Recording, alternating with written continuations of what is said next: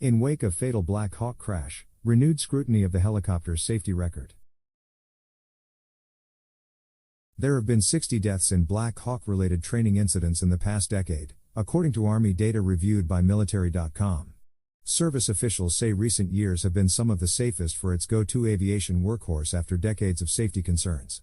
Safety concerns surrounding the Black Hawk have gained renewed scrutiny following a March crash in which two Black Hawks collided mid-air during a nighttime training exercise, killing 9 soldiers with the 101st Airborne Division out of Fort Campbell, Kentucky.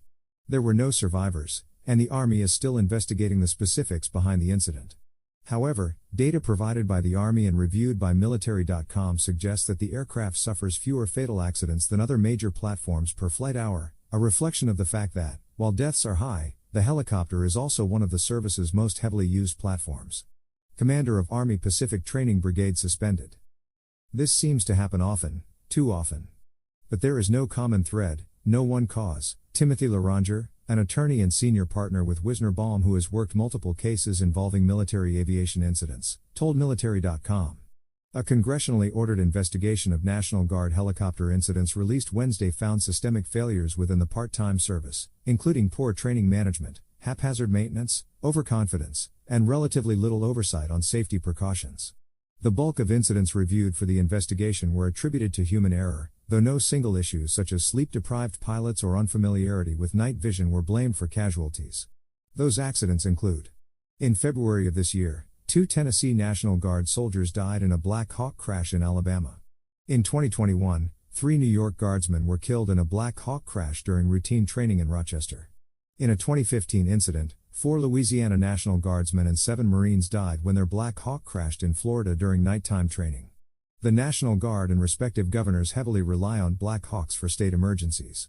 The Alaska National Guard effectively has round-the-clock search and rescue teams using the platform, and the helicopters are increasingly employed to respond to weather and other environmental emergencies, a mission that is expected to be even more frequent as the impacts of climate change get more extreme.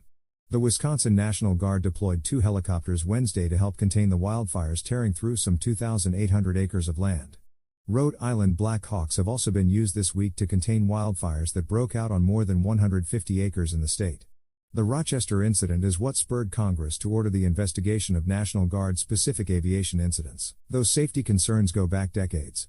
In 1985, the Army ordered all of its Black Hawks grounded after 6 crashes and 15 deaths in a 4-month period that followed 22 deaths related to Black Hawk crashes from 1981 to 1984.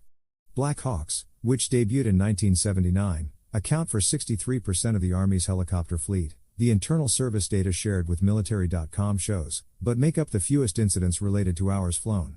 The data show one serious mishap, usually involving a fatality, for every 100,000 hours flown across the Army, Army Reserve and National Guard between 2012 and 2022. Black Hawks flew a cumulative 326,162 hours last year.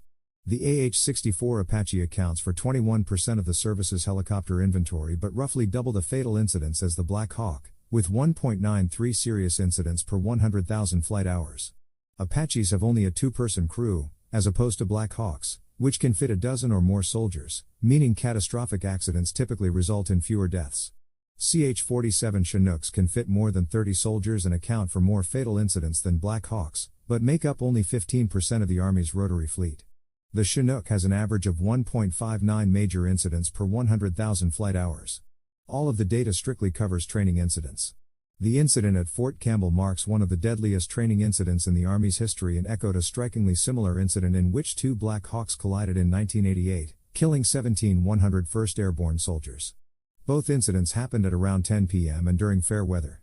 The Army has identified the soldiers killed in the recent Fort Campbell crashes as Warrant Officer 1 Jeffrey Barnes, 33, Corporal Emily Marie Eve Bolanos, 23, Chief Warrant Officer 2 Zachary Esparza, 36, Sergeant Isaac John Gallo, 27, Staff Sergeant Joshua C. Gore, 25, Warrant Officer 1 Aaron Healy, 32, Staff Sergeant Taylor Mitchell, 30, Chief Warrant Officer 2 Rustin Smith, 32, and Sergeant David Salinas Jr., 23. The most notable Black Hawk crashes were in 1993 during the Battle of Mogadishu in Somalia, though those incidents were combat-related in which Somali forces shot down 3 UH-60 Black Hawks. The battle put the secretive Army Delta Force Unit, also referred to as Combat Applications Group, into the mainstream lexicon after the landmark book and film Black Hawk Down, cementing the battle in special operations lore. Steve Beynon can be reached at steve.beynon@military.com. Follow him on Twitter at Stephen Beynon. Army IDs 9 soldiers from 101st Airborne killed in Black Hawk crashes in Kentucky.